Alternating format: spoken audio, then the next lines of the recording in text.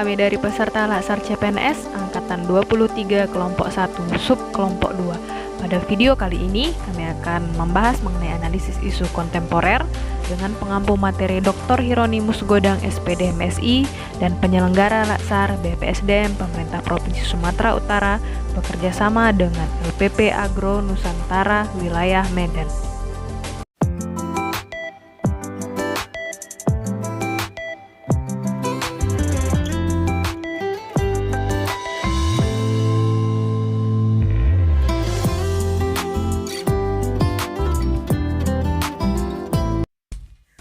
Menurut KBBI, ada 3 pengertian radikalisme. Yang pertama adalah paham atau aliran yang radikal dalam politik. Yang kedua, paham atau aliran yang menginginkan perubahan atau pembaruan sosial dan politik dengan cara kekerasan atau drastis. Yang ketiga adalah sikap ekstrim dalam aliran politik. Sedangkan menurut Rubaidi, radikalisme merupakan gerakan-gerakan keagamaan yang berusaha merombak secara total tatanan sosial dan politik yang ada dengan jalan menggunakan kekerasan.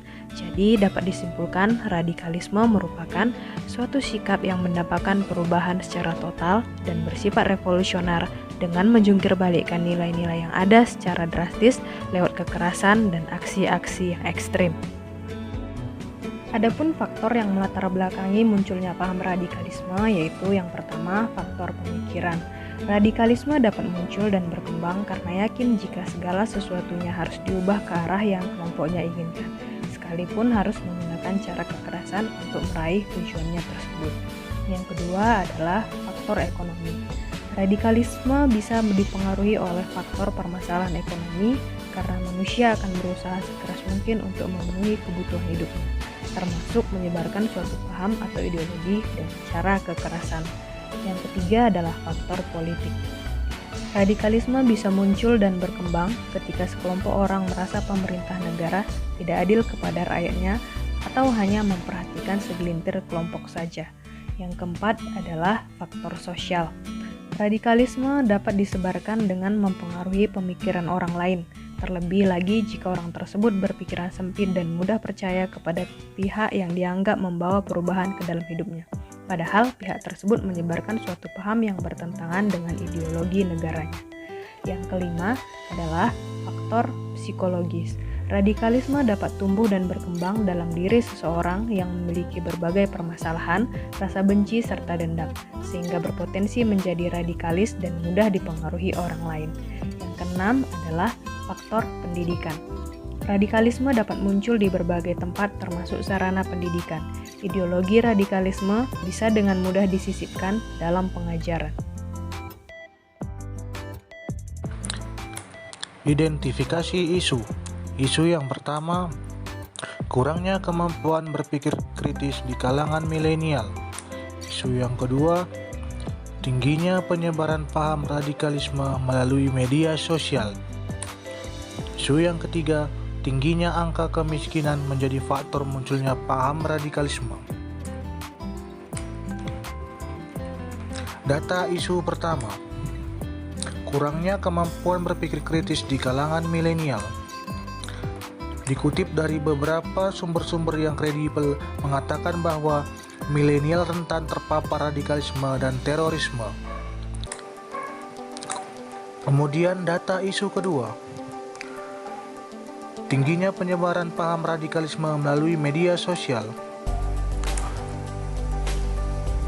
yang dimana media sosial masih menjadi sarana penyebaran radikalisme dan terorisme yang paling banyak digunakan oleh kalangan teroris. Berikutnya data isu ketiga, tingginya angka kemiskinan menjadi faktor munculnya paham radikalisme. Dikutip dari Berita 1, mengatakan bahwa munculnya aksi radikalisme tidak lain dikarenakan oleh faktor lingkungan yang ada di masyarakat, baik itu faktor ekonomi, politik, hukum, sosial, bahkan faktor agama. Berikutnya dikutip dari read.id, mengatakan bahwa kemiskinan bisa menjadi faktor bagi radikalisme dan terorisme untuk tumbuh.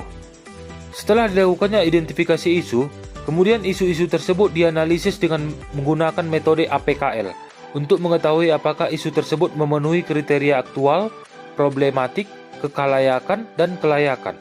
Untuk isu pertama, kurangnya kemampuan berpikir kritis di kalangan milenial. Isu tersebut memenuhi kriteria APKL.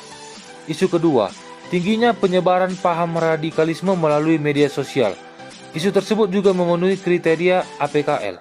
Untuk isu ketiga, tingginya angka kemiskinan menjadi faktor munculnya paham radikalisme.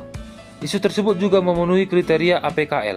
Selanjutnya, kami akan melakukan analisis dengan metode WSG, yang mana metode ini berfungsi untuk menentukan isu prioritas berdasarkan total angka tertinggi pada suatu isu. Pada tabel dapat dilihat pada isu yang pertama mendapat total nilai 36 sehingga menempatkannya pada prioritas yang kedua. Pada isu yang kedua mendapatkan nilai 39 dan menempatkannya pada prioritas yang pertama.